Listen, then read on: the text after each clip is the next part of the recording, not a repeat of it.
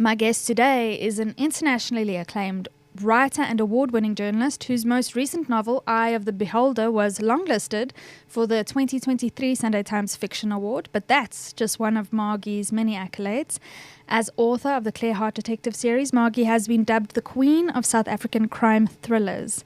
In addition to being a Fulbright scholar, she has a PhD in creative writing, has also worked in children's fiction and non-fiction, and is a human rights activist. Margie is patron of Rape Crisis, President Emerita of PEN South Africa, was an executive board member of PEN International, and is currently working on her latest book, Common Purpose, which is due to come out in 2025. But today she joins me to discuss something that somehow hits closer to the bone than any of her crime thrillers could, her memoir, Love and Fury. Margie Orford, welcome to The Great Equalizer and our sister podcast, TGE's Current Read. Thank you. It's wonderful to be here. Gosh, huge congratulations, firstly on your book, but on penning your story, because writers who have done this and have attempted to do so know how difficult it can be to put down something so personal. And you actually write about it in the book, that you asked somebody else to do the same, and you've only kind of come to that reckoning now. Yes, I asked a friend of mine, Ellen Namila, when I was living and working in Namibia, I just said, just write your story. It can't be that hard.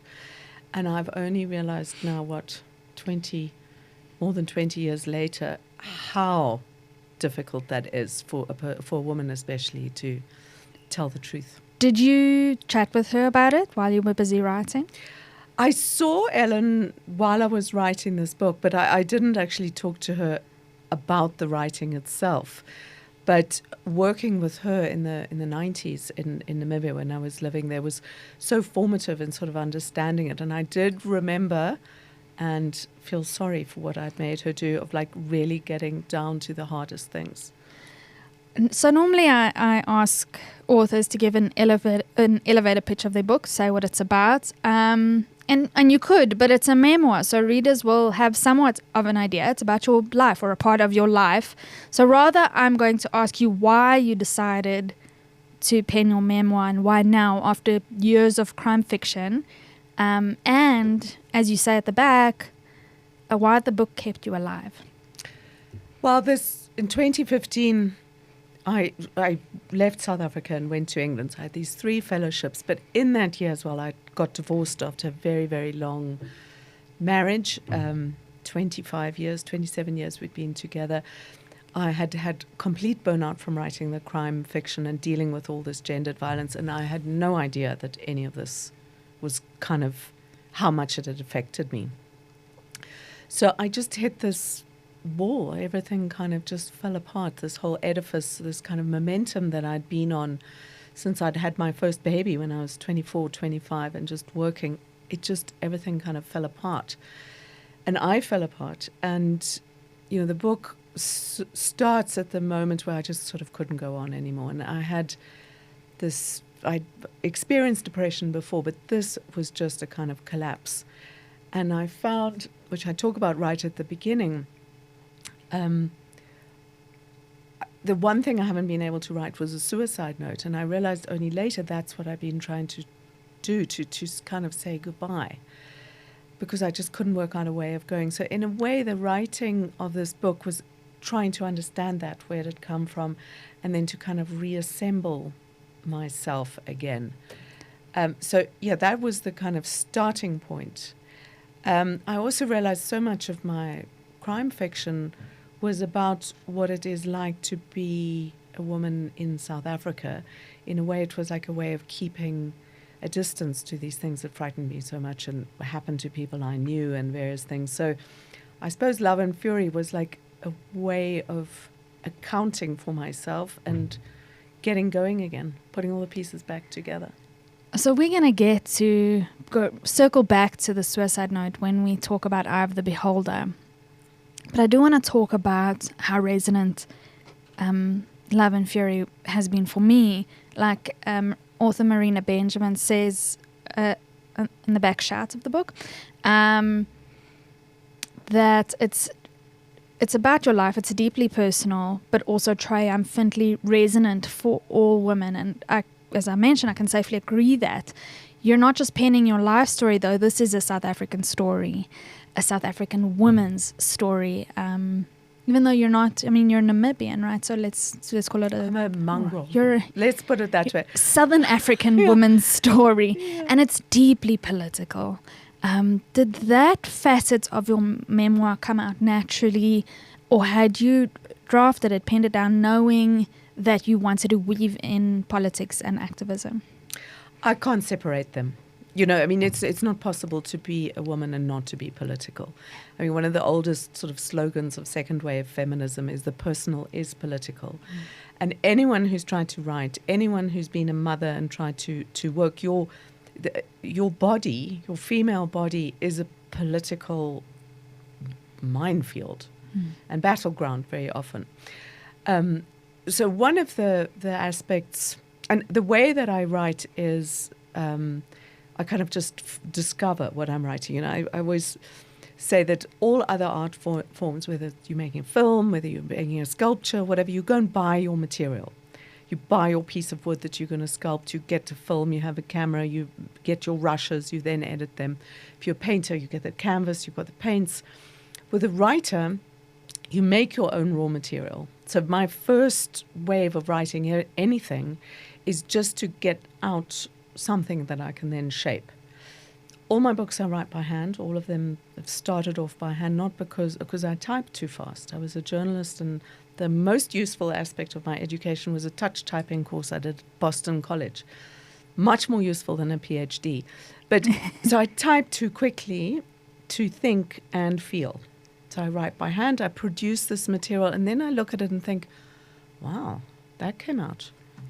What does it mean? Because your writing comes from a different aspect of yourself than the sort of cerebral, I'm touching my forehead now, but the sort of thinking part of the mind.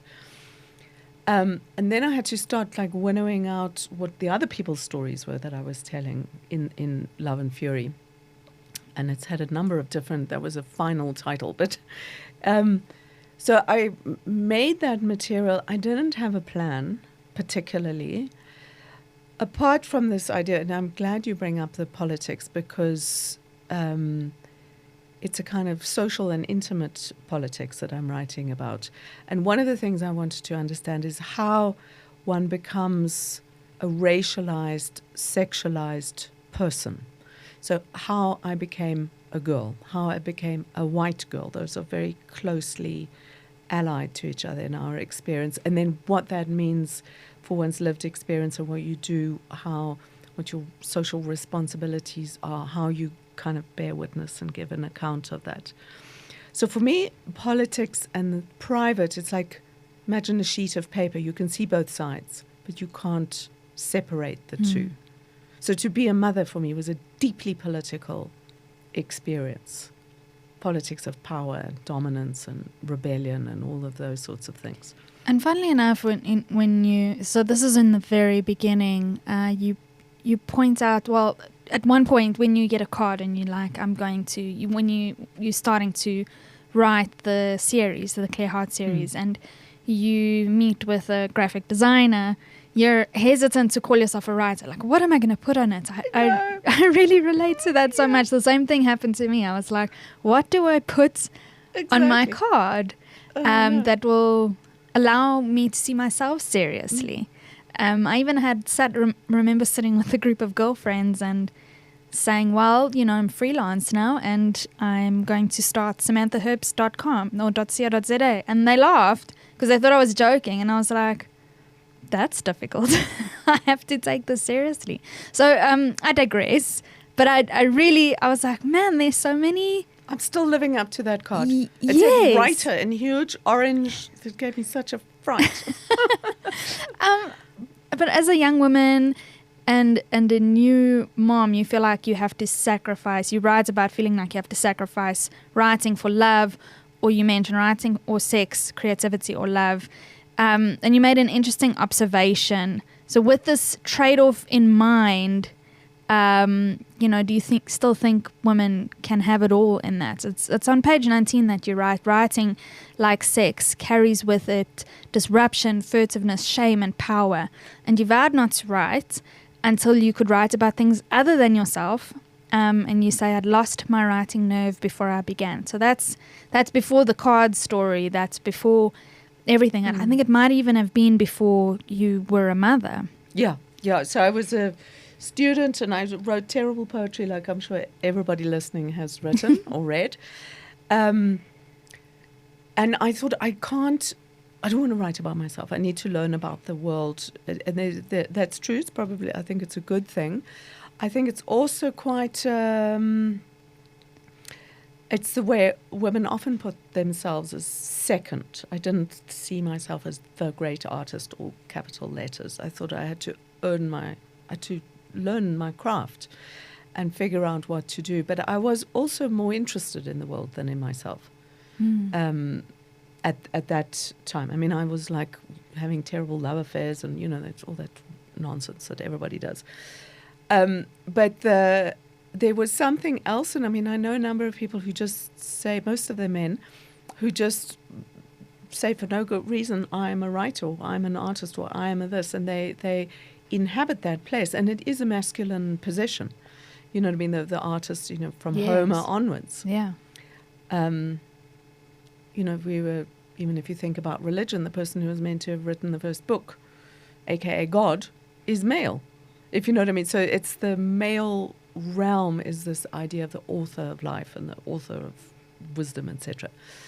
Do I regret that now, that I didn't have more confidence? I don't know. But it was something that I had to. So in some ways, this memoir, which came much later, was me saying, I do have the right to say how the world is and create a world and stuff of my own. I must applaud you, because in writing that, you inhabited that moment, and who Margie was at 23, 24, and then subsequently as you go, Margie as a new mother. And motherhood is also very central to this novel and central to your fury, and along with your wifedom. And I say that also against your acknowledgements, you credit your daughters for shaping you into the woman you are still becoming. And I relate to it so much because there's really a misconception that women, especially driven women, focused on their careers, feminists even resent their children, as opposed to resenting or are angry at the institution of motherhood. So I was really relieved to read about your push-pull, the resistance and the persistence of what you wanted to accomplish, as Margie in your own right. And there were years. It was years, right, of you battling this, this fight of not wanting to be economically dependent on a man and to want to be your own, forge your own path. But be the boss lady. Be the boss lady. I am a natural boss lady, and I was trying to not be that. Yeah. Well, I think with motherhood, I mean, I absolutely love my children. I wish I'd had 6, but I love babies. I loved and little children, the anarchy and the sort of separateness. And the main feeling I remember having as they were born is meeting this absolutely other person and getting to know this other being. But what I found difficult about motherhood is that it's kind of like an institution. It's a thing in which I wasn't, Margie Orford, a person who had happened to reproduce and have another person. It's this sort of mythic realm. There's so much imaginary stuff about mothers and what they are. And I mean, the key thing to remember about a mother, the only reason you're alive is your mother didn't kill you. The great power of mothers is that we don't kill our babies. We feed them. We don't let them drown in the bath. I mean, I've got a whole theory about the origins of male violence, is that all of us, male and female, are completely dependent and vulnerable on a woman not killing you. And if you know that, if you can accept that in yourself, that you have this power. I mean, there's wonderful goddesses like Kali, for instance, or Ishtar. These goddesses of life and death were always one and the same thing. So the sort of like magazine idea of mothers doesn't fit with this thing that gives and takes, like this creature. Also, I found that I felt when I became a mother, I somehow got cast out of time. I became a mother, which is a sort of timeless, mythical fantasy realm, which I didn't know how to inhabit. I didn't know how to be that person. It didn't correspond with the sort of intensity of my feeling. I mean, I remember even being in labor, and that feeling of power in your body, of complete power and being taken over by this thing was a phenomenal experience. Which you fight. I fought the doctors. You fought the doctors. Yeah, I fought the doctors trying to like take. I mean, I'm the daughter of a gynecologist, so there's a theory about daughters of gynecologists. But yeah, that's sort of like that realm, that sort of like wild realm I liked. But I didn't like the civilized part of motherhood. So, and that for me, what you're mentioning and what you're saying about this baby coming out and you recognizing this child is not yours, not of Margie. The separate human being is something that I think we really need to be thinking about a lot more as mothers, how separate we are to our children, because otherwise women are just a means to an end. If we fail to see what you said, our power of everybody in this world being alive because a woman didn't kill them, if we all start to see our power in that and our power as individuals, then what lapses is that narrow view of mothers being a means to an end, to just reproduce.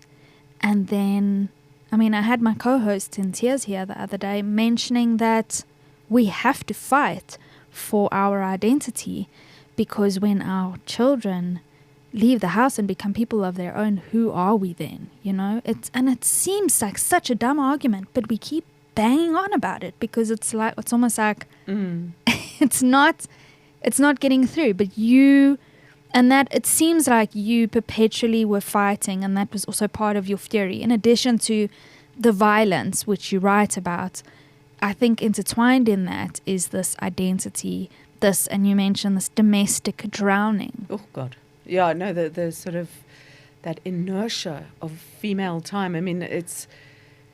I think that idea of, I mean, it's hard to become yourself. Anyone who's been through adolescence knows what a mission it is to become a person, to become a girl, and then to become a woman. And then what happens I've certainly experienced it like this, was this loss of myself. So I wasn't in competition with my baby. I was like fiercely protective of her. Somehow society puts you into this realm of sort of this pastel pink doily zone, if you know what I mean, which I was really, really not suited to. I don't think anybody is suited to that. And there's an idea of self-erasure and self-sacrifice, that the mother absents herself, that the woman absents herself, that you make a home by making everything calm and easy for everybody else, which is helpful, yes. But you can absolutely stay yourself, and with all you just have a baby yourself with your ambitions, your interests, your intellect, and you have a baby. It's like this extra thing, and it's logistically difficult sometimes. Yes, but it's the logistics. But there's this idea that you have to kind of disappear into this world, and there's an enormous amount of social affirmation for women who do that, which catches you when you're young. It's seductive. This idea of being the whole thing of wifedom. There's a wonderful new memoir, biography of George Orwell's wife called Wifedom. Totally fantastic book. So you go into this supportive role, you become the neck that moves the head, etc., etc. My parents were like that. I saw my brilliant mother spend her whole life facilitating my father's world and life and busyness, and much of her, she disappeared herself. And I say that in a political sense, like you hijack yourself and give it up. And it's dangerous. There's a beautiful quote, if I might quote you. Sure. My mother was the sun around which he, your father, orbited, but the sun, bright as it is, must stay in place. And I feel like you saw that. And in your feminism, and you learned the language of feminism and going to university, and you were like, okay, there's words for this. Yeah, words for that feeling, because my mum and many of the women around her stopped living their lives in many ways, became this sort of handmaiden to a kind of patriarchal system of making men feel fine, basically. Well, there was your mother's career as a nurse. Snippets, which I hope I'm not giving away too much, but then your mother-in-law telling her daughters-in-law to leave the meat for the men, so they can have more. They're never satiated. They can always have. Yes. But women must make themselves smaller to be accepted Yes. in this narrow-minded society. Exactly, but there must also be in a patriarchy, in a male-dominated society, the men must have no idea that sacrifices have been made Yes. on their behalf. That's the crucial thing. It can never be seen to be done. And then your grandmother, who ran the household during World War II, which you said she was liberated from the domestic formality demanded by her husband. I was like, yes, she's still at home, but that domestic formality only ever exists because the man is there, because she needs to be the sun around which he orbits. Yeah. But Margie, so I was like, oh, if I did what you did today, and I can't do the math of how many years ago it was, maybe 30 years ago that you took on the Fulbright scholarship? It was 1999. I can't do the maths either. 20 25 on? odd Long- years, it was something like like that. in the previous century. So I've had similar conversations where there's a Nelson Mandela Fellowship similar. Apply. I'm too old. It was my final year, and I had people around me who said my boys need me. And that's not to put that attention on me, but I don't think I'm the only one. And it astounds me, and I must applaud you for doing that. And I don't think that you give yourself enough credit in the book. If I can say that there's anything lacking in the book, it's that you did that and you stuck to your guns. I had to stick to my guns. Well, in 99, I got this Fulbright scholarship, which was 2 years to go to the States. So there's a bit of a backstory. When I fell pregnant with my first baby, I was 24. I felt about 3. I looked about 5. And I said to myself, I just had this unbelievable feeling. And I must say that she was conceived in London, where at that point, South Africa, there was not freedom of choice around whether you have a baby or not. And I swear I had that baby because I lived in a country which gave me the choice to decide to have her or not to have her. So I'm fanatically pro-choice, and interestingly, I chose to have that baby because I had the freedom. I didn't feel coerced. I'm just adding that in as a... It's an important observation. It was really profound. I remember doing the test and then going down the escalator in the tube, and there were all these advertisements about go to this clinic, you can choose and stuff like that. And I felt this tremendous sort of feminist victory that, women in the UK then had achieved by giving women the freedom to choose. And it was so enabling. And I chose to have the baby. But I promised myself I was going to go and do my master's, and I was going to, I don't know what quite I meant, but I was going to be a writer. It was kind of there. And then I applied for that scholarship, and I've got a brain, which I think many women have, where you compartmentalize. So I'd forgotten that I'd applied for this thing. So I was devious with myself. I knew my mother self. My mother self wanted to, be like a cat and curl up and be cozy in this domestic world as if it would last forever. My other ambition side of me said, no ways, you fill out the forms and you apply for this thing. Get the thing. And I had it. And it was the most momentous decision because I had to leave my home. I left my children for almost a year. They joined me for the second year. If I'd known how painful it was going to be, I maybe wouldn't have had the courage. But you don't mention that pain in the book. Have you noticed that? The pain, I only realized how painful it was in when writing. I was gone, when I was separated from them. Yeah. It was unbearable. I had this feeling of like amputation. Yeah. You know, okay, there were you like do say little that. limbs that had been cut off. You know, because the mother's body, my baby was only 3. She still had baby skin. You know, that like warm peach silk. And I mean, when I came back, she had child skin. 3 weeks. 3 weeks is a long time when they're so little. A year. There's a lot of I saw change them. that I left them happens. in August. Got myself settled in. Then I was back for 6 weeks, and then I left them again. My mum brought them over. But my mum said something which I haven't unpacked completely in the book. But she said to me very quietly. She said, "My darling, the worst thing a child or daughter can live with is a mother who says, 'What if? What if I'd done this? What if I'd done that?'" Because what can turn, and this is how, I didn't ask her more about it, but what can turn in the self-sacrifice of the mother is that you owe me because I've sacrificed everything. And it's not your children's fault if you don't do something. They are separate from you. You make your choices. So you have lots of anecdotes around this in the book, and then one that you never mentioned in the book, but I'd love for you to repeat. So firstly, I just have this image of your girls waiting outside the lecture halls. I too am studying and working, and am a mother to a 3-year-old and a 7-year-old. So and I know the feeling. You have to instill a radical fear in them so they don't run away. My 7-year-old sat on his Nintendo in a lecture hall with me last year.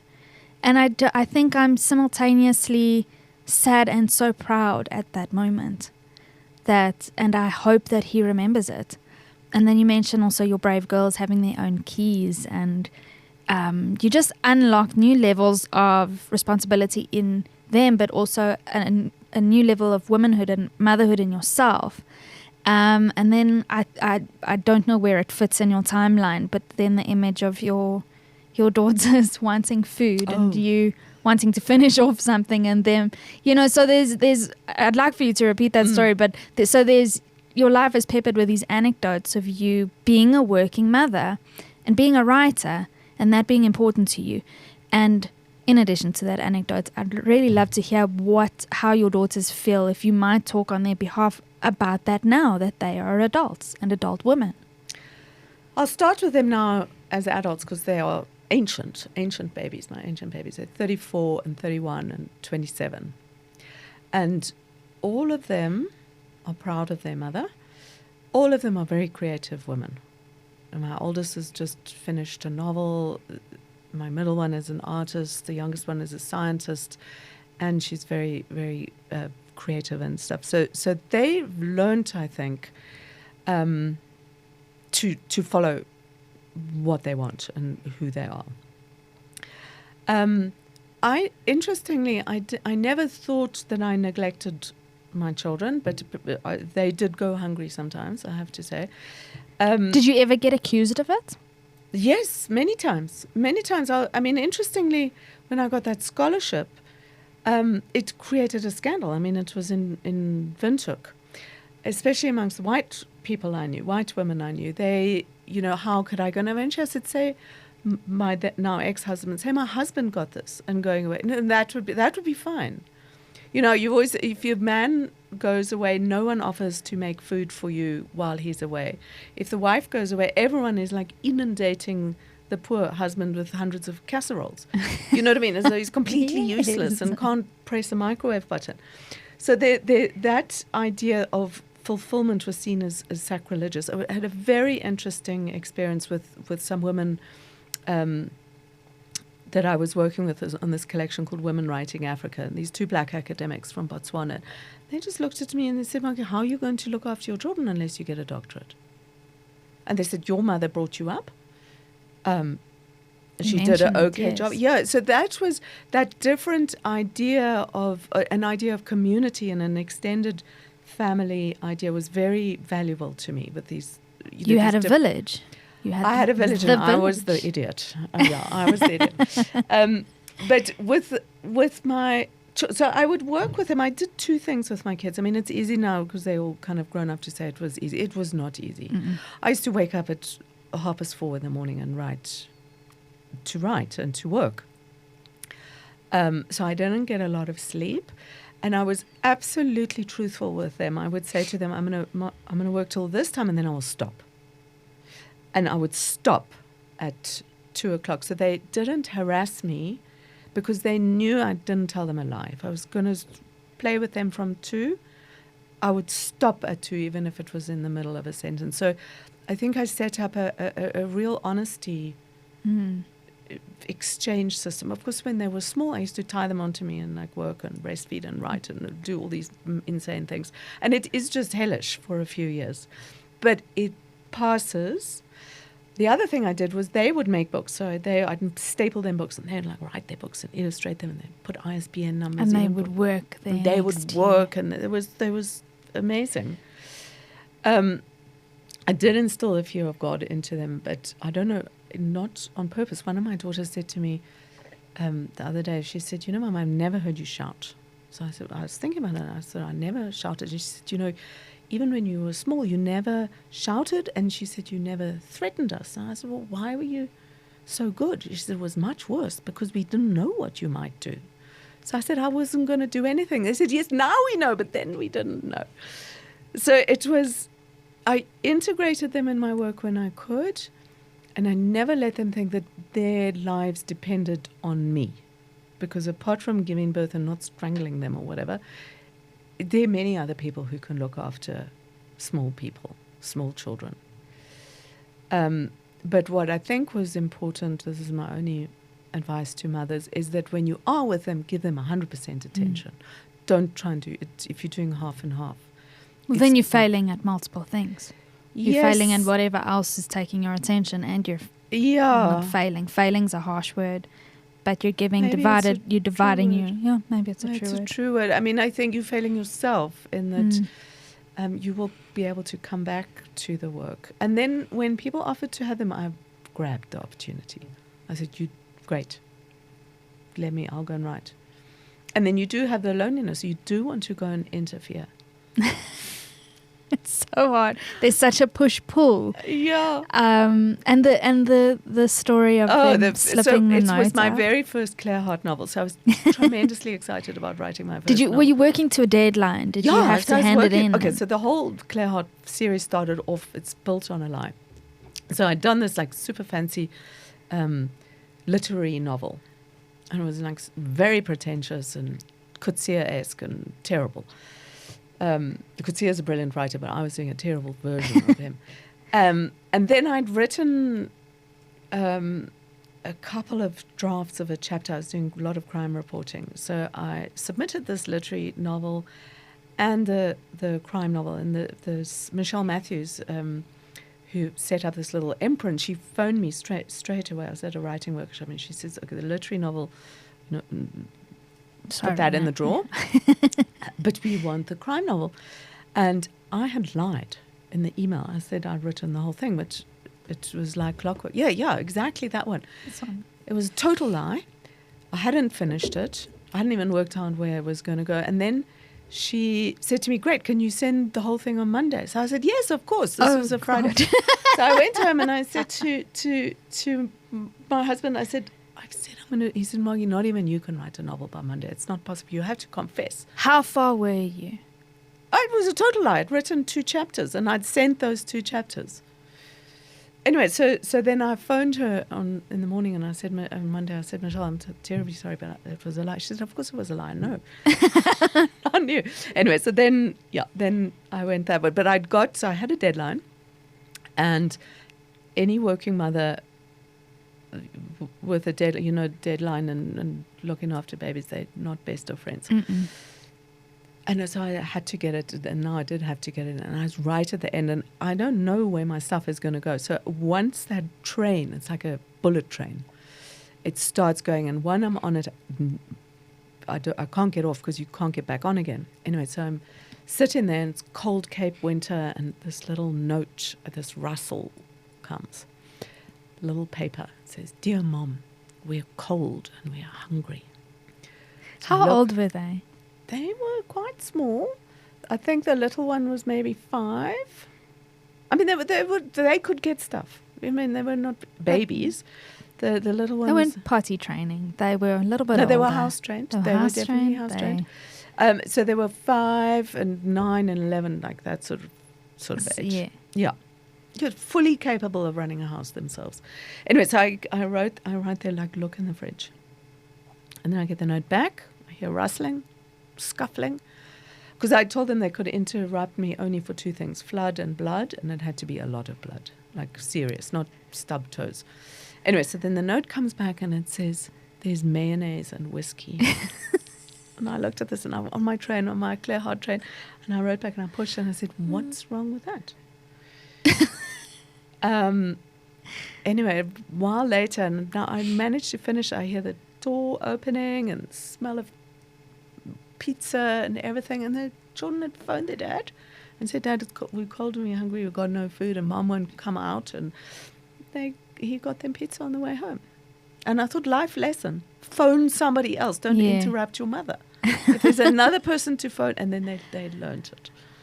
Man. I mean, the mayonnaise has got fat, protein. I still say, do you know what I mean? It's I don't know I felt guilty yesterday because I have my 7-year-old at home from school holidays, and school holidays should be banned. Yeah. They should be banned. It's one of the most egregious, like, human rights. I mean, there are other things to be solved first, but... And I've got 2 kids on 2 different terms. One's at a 3-term school, one's at a 4-term school. So they're always on different holidays. I had my 7-year-old, and he is quite self-sufficient. Yeah. I needed some quiet from his TV games. I was writing, came back, realized I hadn't eaten, he hadn't eaten. I said, "Elijah, we need to eat something. We need to have lunch."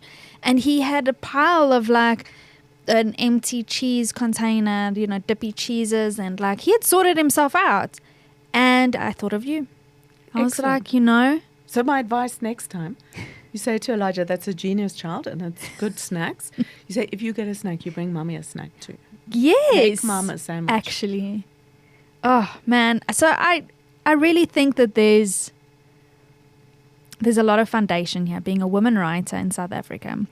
You talk about race and identity. We're dealing with a lot of identity politics, new language. So you do mention kind of the language of feminism, and there's a language around gender-based violence that has developed over the last 30 years that South Africa has been in democracy. And I say this with motherhood in mind, and what you're saying to me about Elijah, like, go get Mom a snack too. How we see women, how we see domesticity, how we're developing. And there's so many parallels here. And I don't want to say you did this and I'm kind of taking the baton and building on what you did, and but at the same time, I see myself continuing your language of gender-based violence, and I'm writing a lot about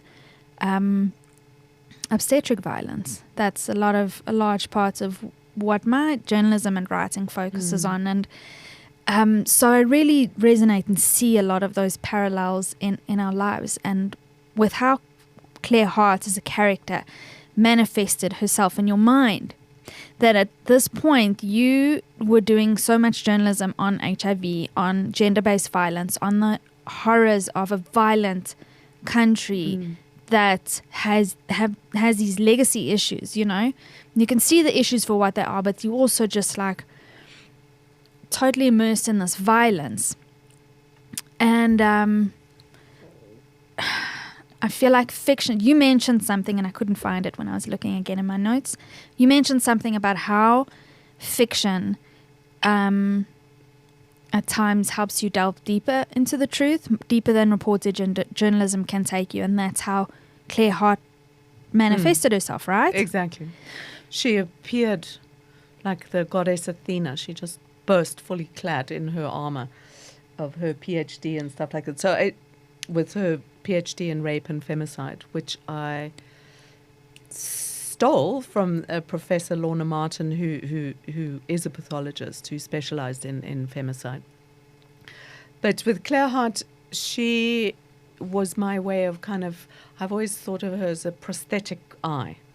I as in the pronoun, I as the eye of the beholder, something for looking, that I could use to kind of examine all of these things. And I found what I could do with journalism. You probably find that too. I could list all the facts. There's a different requirement for factual accuracy, and I'm a fanatic for facts. And balance. And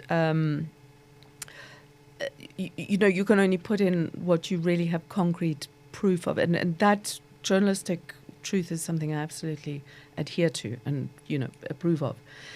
It didn't allow me to get to an emotional truth or a truth of feeling and an experiential truth, if I can put it that way.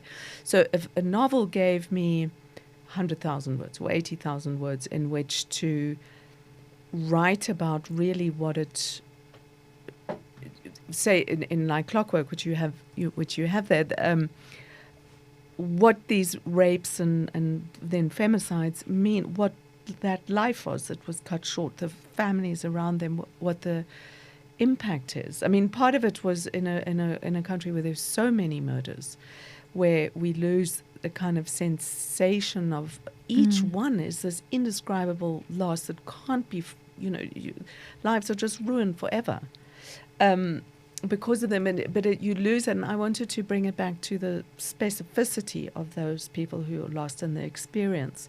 So I think that's part of my other concern is like trauma and PTSD and stuff like that. I think we have it because we split it off. It's just too much.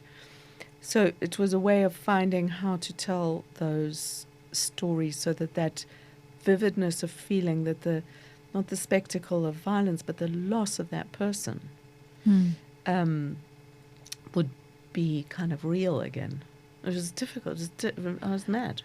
It was very difficult, harrowing work to do, looking at all those bodies and things. Did you feel like you had to, though? Yeah, I had to. It was a compulsion. Yeah. And it came from quite a simple place. One of the difficulties of writing and talking about violence against women is that it's either done in this spectacle way, the sort of femme fatale, murdered, dismembered corpse, which you look at it, it's kind of the punishment of the devilish woman who's sexual and desire, all of those stereotypes, which are very real in how they affect women's lives. But I thought I have to find a way of look at it to give an account of it, like an atrocity. It's like a war atrocity. How do we know what's happened unless somebody writes it down, somebody documents it? And so there's been forever this debate. Susan Sontag is brilliant on it. Book of hers called Regarding the Pain of Others, like how you look in a photograph, how you represent it, at what point is it exploitative or vampiric and all of those sort of things. So it's not an easy line to walk in terms of ethics or the ethics of writing about violence, but I thought I had to try.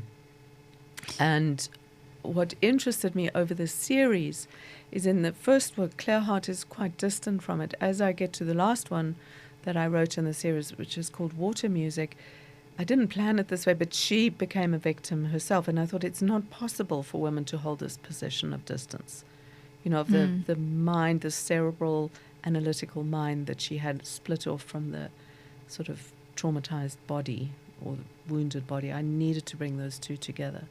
And then years later, I brought them together in my memoir as well. Is it in book 5 that I don't want to spoil, but so for anybody who wants to keep Claire Hart's journey a secret, stop listening now. She's such a great character. But Her flat, also her apartment, she's got no kids. It was also fantasy. Everything was white. See, yeah. Yeah. But no, okay, so I haven't read it. So I'm not, well, I'm going to ask you. The motherhood does come into play in her Motherhood life. absolutely comes into play. But then that's also like you're mentioning how she becomes closer and closer to the violence and the politics of it, and the as motherhood also.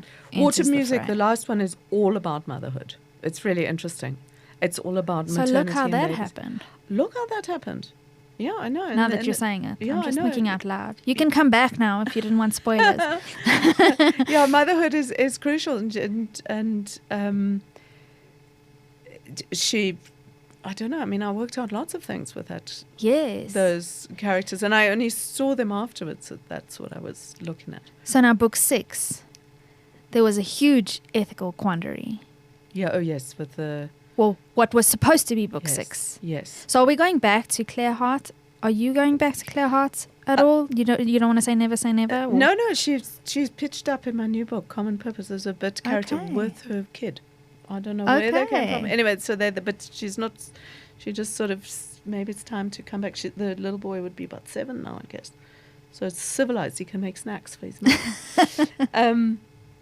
No, I was going to do the last Claire Hart, which was really about it was a book about the production of pornography and child pornography, which I'd done investigative pieces in right when that sort of scourge started. And also, like, bear in mind, as a journalist, when you start to get to know a network of people and you scratch at the surface, then it's almost like this thread that just keeps coming. Yeah. More and more people phone you, people email you, they Exactly. give you stories, and you're just like, I don't know if that's, I'm thinking that was your experience. You're inundated with these stories of trauma. Exactly. I was the rape and murder lady. Yeah. And I got a lot of those things, and I had done work to try and help people when I could.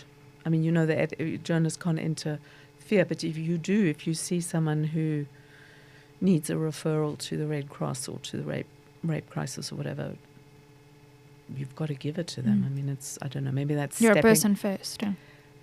Yeah, I felt like that. But I was going to write a Claire Hart about an investigation into the production of child pornography, and I scrapped the book. I wrote it, but it was that investigative eye, and I thought I'm just replicating the crime, which is where. So this is so interesting because it's almost like the script gets flipped, where you are telling the women's stories in the first 5 novels, and it's almost impossible.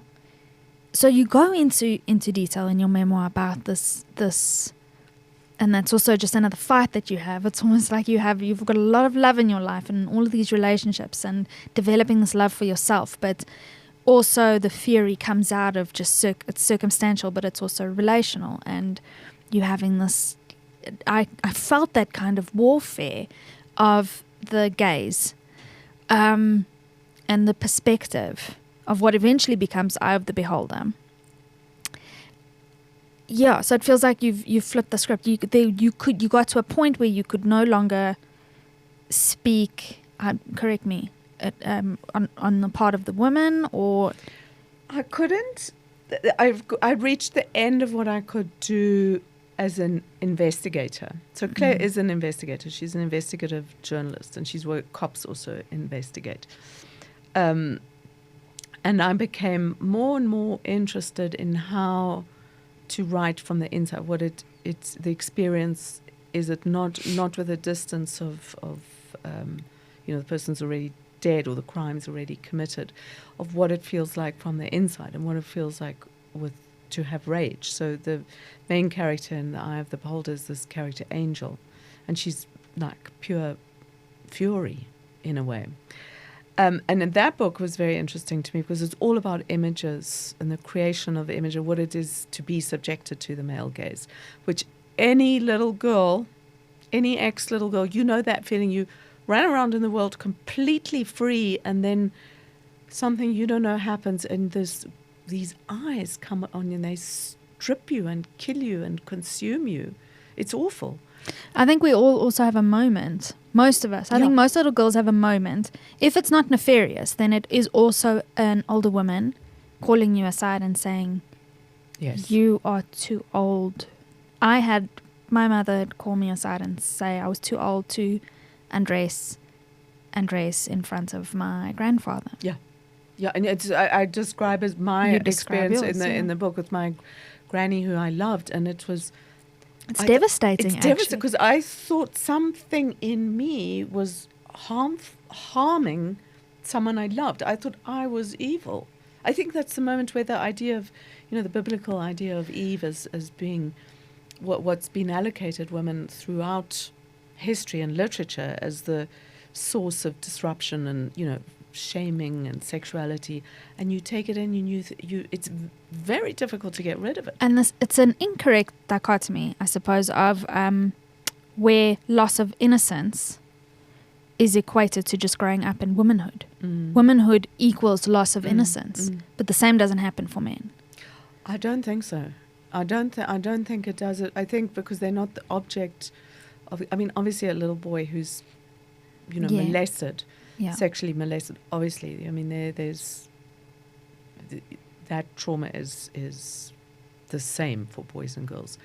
It's much less frequent, according to, the sort of statistics and things. You're much more likely to be molested if you're a girl. But I don't think that it's almost like an induction into culture for women is to become this shameful thing.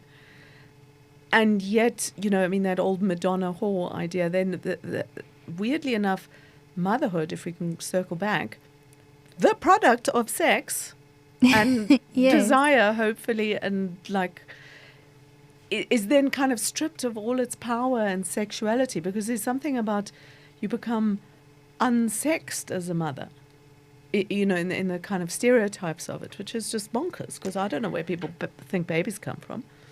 It is bonkers when you kind of dismantle it, and that, I guess, is the work of feminism and the work of writers. Yeah, with that, you telling that story of your mum saying don't dress or undress, dress or undress in front of your grand. It's not like saying to the... I mean, there's a whole lot of interesting dynamic. What was her experience of her father's gaze on her? You know what I mean? It's kind of goes on. But I think what happens, and I've tracked this in my memoir, is there's these feelings of shame and sexual shame, which then attach themselves, if you are assaulted later, that feeling of shame and blame, and somehow it was your fault, this irrational thing. Because shame, I really think of it like a virus. It's, that feeling when you first start getting a cold and you feel absolutely fine, and you feel this pre-sick prickle. I don't know. It's like you just know that it's coming. That feeling is injected from the outside and goes into each and every cell. So it stops feeling like a feeling, if you know what I mean. It feels like you. And it's different to guilt or remorse, which is to do with the mind and knowing. It's, you are this bad thing. So I feel like as you were unpacking the ethics of what was to become Eye of the Beholder and that gaze, I mean, it's like a riddle that you had to solve. But you were trying to figure out, how do you tell the story ethically? And then a lot of your own trauma in those kind of anecdotes crops up within your life and within your career as a writer, and in your experience as a mother. And you mention, and I had never thought about it before until I'd read it in your book, of how the atrocities committed against women are often just an everyday occurrence that men don't realize has happened. And I was like, God, yes, actually, it's... So how we're activists in the work that we do, and as writers, is it just enough to hold a mirror up to that, or do you feel like there's a way around trying to start the rectifying process here?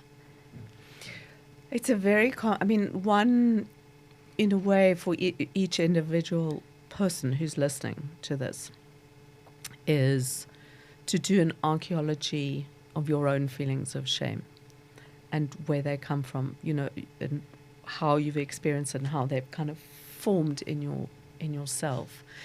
I think we don't tell things. We keep these things hidden for a number of reasons.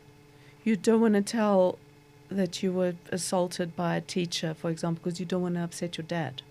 Mm.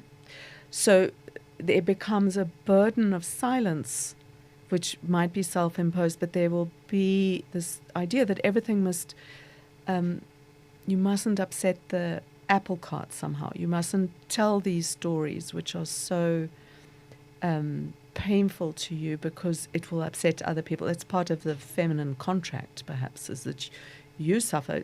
Like my mother-in-law was saying, you let the men have the meat. It's like you give things up so that other people are replete and at ease without even knowing that that has been done for them. But I also think in definitely my own experience is like, you can't believe this happened. You can't believe it. And I've thought a lot about that. Well, why can't you believe it? And part of it is it's shocking, but also you don't want to take in that somebody thought you were so worthless that they would just treat you like a piece of rubbish. There's a protective mechanism in that I've come to understand. You can't believe it. Your mind just says, no, I'm not going to take that in. But then that kind of goes into silence, and then you get kind of warnings and illusions, that's a funny uncle, and, all of that type of stuff. But as I was trying to, I was not in a good way when I started, sort of like midlife type of thing. I needed to kind of go back and do a history of where these things had happened and how they'd accumulated, if you know what I mean, because you get a kind of layering of things until your system just can't take it anymore. It was very important to me. The Me Too movement was very important, as I'm sure it was for many people, because it was like, okay, but there's so many, we're going to believe them, if you know what I mean. We believe the women, we're going to believe them. But it enabled me to believe myself, because you feel like an idiot if you've been like sexually assaulted like 5 times in your life. Well, I mean, what's wrong with you? I remember years ago when I was doing work with rape crisis and with the police, there were all these, descriptions of like a rape and assault and where it had happened, and it said woman raped in field. And I was thinking, like, it was an interesting word. I was saying, why are they all wandering around in fields like cows? And it was on the maps where these statistics were kind of being worked out in the sort of Cape Flats. Open spaces were designated on the city maps as a field. Of course, they weren't a field. They were derelict, highly dangerous things. Taxi stop would be here. This tired would be considered a field. Yeah. So, and she was like walking home, so just using a word like a field, it makes a woman look lost. It makes her look stupid. It puts no responsibility on the city council for providing lighting and access for how women get home, because it's a masculine space. So then I said, okay, but this is not all of this is wrong. You know what I mean? There was like yeah. And so just that word field had like elided these tired women getting home through a dangerous thing in which they were not protected. So it made me look at the space from a feminist point of view. So you think, okay, how light that thing across the thing, have like community guards, make a taxi rank over there so that people are dropped closer to home, etc. Change your language. Change the language, change the space, make it work for women, if you know what I mean. So that was like an illuminating thing of how much is hidden by one little word that was stuck there from the 1920s when the Ordnance Survey maps were done. So,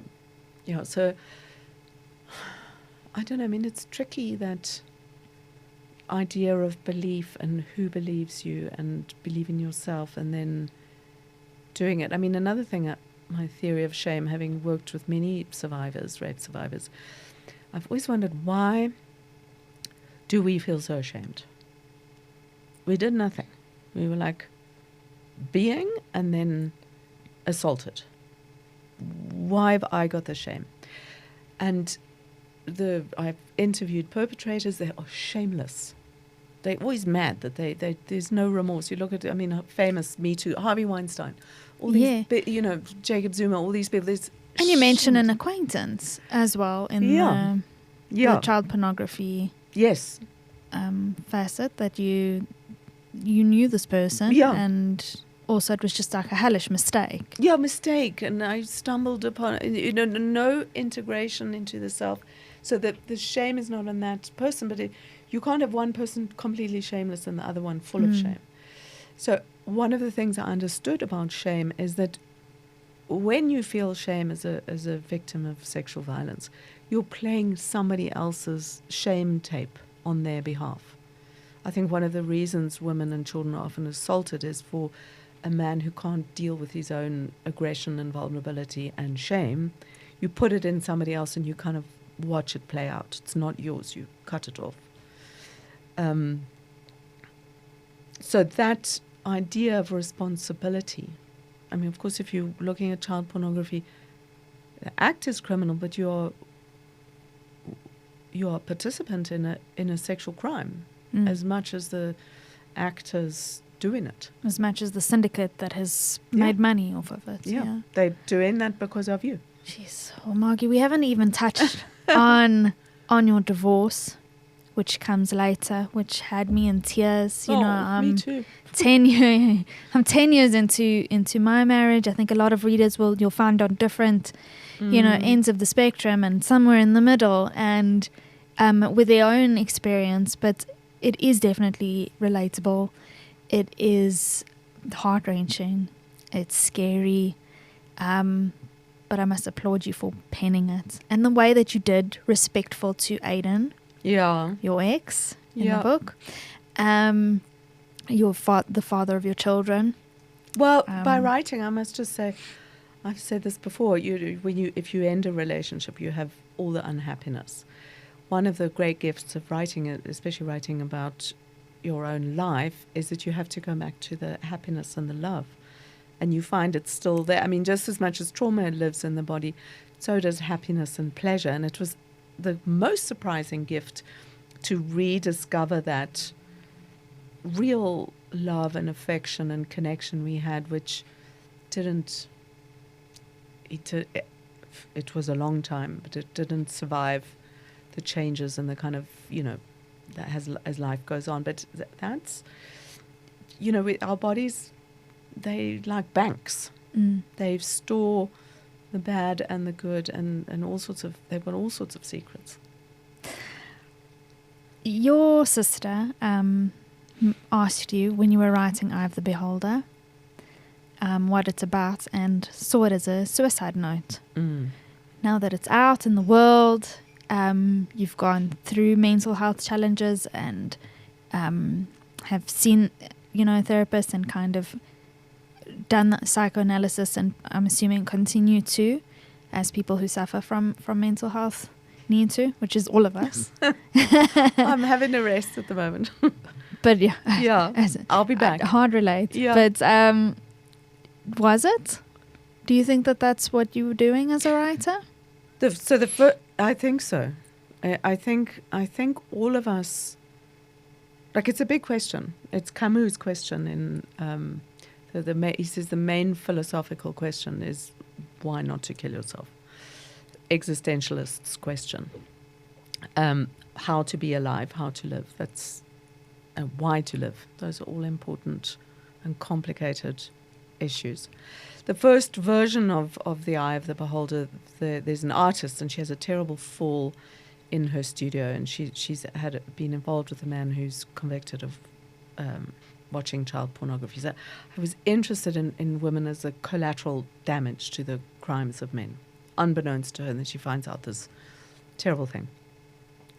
And the first version I had it is that she has this fall, and then she's crippled from her, her back's broken, and she can't work, and she, it's like a sort of, she wants to be helped to not, to die.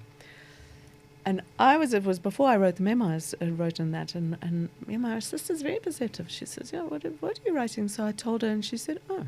Well, she'd asked me if I'd been thinking about, if I'd had suicidal thoughts. And she says, oh, okay, so no, you lied to me, basically, no suicidal thoughts. And I'd not seen it. I'd not seen it in my own book. And it's, I saw that, for me, the writing is a life force. Each of us has a different version of it. It might be cooking, it might be gardening, it might be whatever it is. There's something that gives us the joy of being a person in the world. And that capacity that I have, or that curse, I'm not sure what it is, blessing, which one, had kept me going in fiction, trying to work out a woman whose everything had broken for her, as it had for me. And I'm a bit thick, so I hadn't quite seen that that's what I was doing. But that part of the mind had kept me going, that sort of creativity, that sort of making things new. And then she was amazing. She just phoned me every day. She'd phone me every day, call me up, got me going, got me up. I was just didn't, we just do that for people that we love, don't we? It's like, but it was so kind of intuitive, I think. And then there came the book, and in the eye of the beholder, that she's a fabulous character, Cora. She wins the day. Well, I'd hate to say that our time has come to an end, but it did a few minutes back. I've stolen you for longer than I should have, and I do want to take advantage of you here. And we'll be circling back, if you don't mind reading. I want to go back to younger Margie, page 24 of your book. I wrote here that deals with the division of labor and your rebellion against the good girl complex, which for me was so forward-thinking at your age. I can't recall, you were in your 20s, but for me I only recognized the good girl complex in myself much later. So you have to kill her off. You have to kill her off, yeah. I have to just say, my mother, I have been a fighter all my life. She said, even though I was born probably 10 years before the movie Jaws was made, that she said I would lie in my cot sleeping, emanating the Jaws music. Well, there you go. And there's the fury. Yeah. What out of interest, what else, what were the other contenders for your title? I had the very first title, and it was going to be called Jumping Ship, because I just left South Africa and gone. And I thought, no, that was not true. It felt true at the time, but I hadn't jumped ship. I hadn't abandoned. I felt absolutely terrible about leaving my marriage, and the captain who abandoned her ship of her life and her family. Then I called it for a long time this idea, undefended, that word that just when my divorce went through, this word just echoed for weeks in my head from in the joy of undefended, I'm undefended. It was so weird. It was like an inhabitation. And I thought, no, Margie, that's also rubbish. You're not undefended. You're perfectly capable of making It's a crazy story, by the way, for the readers who get to that part of the book. That word. The word. I cried when I wrote that. It was so painful. I cried when I read it. Yeah, it was just heartbreaking. And it was good to go back to how heartbroken I felt. It honored the size of the relationship, I think, as well. So those were the main two, and then it settled on Love now and I can see why it's called Love and Fury. And we spoke about your divorce. We're going back to your wedding, that to be held in June in a registry office. And if you could take us to the end of the chapter. Our wedding, to be held in June in a registry office, was hastily arranged. It did not enter my head to have a bridesmaid. I did not think to invite my sister and my brother. My friends, lawyers and journalists were in South Africa busy with the struggle against apartheid. It seemed frivolous to invite them, so far to fly, so expensive. But Aidan's parents and my mother would come over. My father could not make it. His surgery list was already set. It was impossible to cancel those operations. It doesn't matter, I assured him, although my throat was tight with tears. Ours isn't going to be the kind of wedding where they'll be walking down aisles. I'm keeping my name. I'm a feminist, Dad. I don't believe in one man giving me to another. Since I was 12, I had rebelled against the idea of being a good girl, a good woman. Lives that seemed small, drab, and narrow. I'd given no thoughts to husband or children, even though it was marriage which, in my then unexamined experience, made familial meaning. Looking back on that strange sleepwalking interregnum, all I can think is that I did not really take in what I was doing, what I was getting myself into. The couples that made up my clannish family went everywhere together. More accurately, the women went where the men wanted them to go. It was a segregated world. There were strict if unstated rules about who provided what. The men made the money and the women made the homes, from which those family men went into the world in the morning and to which they returned at night. The making of the money was lauded. The making of the homes and of everything those homes made possible was rendered invisible in that process. The working men and their money appeared as if by magic. Conflict and unfulfilled female desire were sequestered or ridiculed. Ruptures in marital harmony were turned into oft-repeated jokes. My favorite was about the night my grandfather threatened to leave my grandmother. Granny Margaret rose from her chair in the sitting room, stalked through to the bedroom, and returned with 2 suitcases, one in each hand. She held them out in front of her. "Right, Jack," she said, "which one shall I pack, the red one or the blue one?" He slid back into his rocking chair, and that was the end of his insurrection. It took me decades to decipher the mix of desperation in my grandmother's brandishing of those 2 suitcases and the aggression in my grandfather's capitulation. I had no comprehension of how the institution of marriage, filled as it is with the ghosts of every bride there ever was, would bend me to its will. I love that anecdote, and I love all of the anecdotes and your life story thus far, Margie Orford. Thank you so much. Thank you for joining me and for this really enlightening discussion. And thank you for being so brilliantly prepared. It's wonderful to have such attention.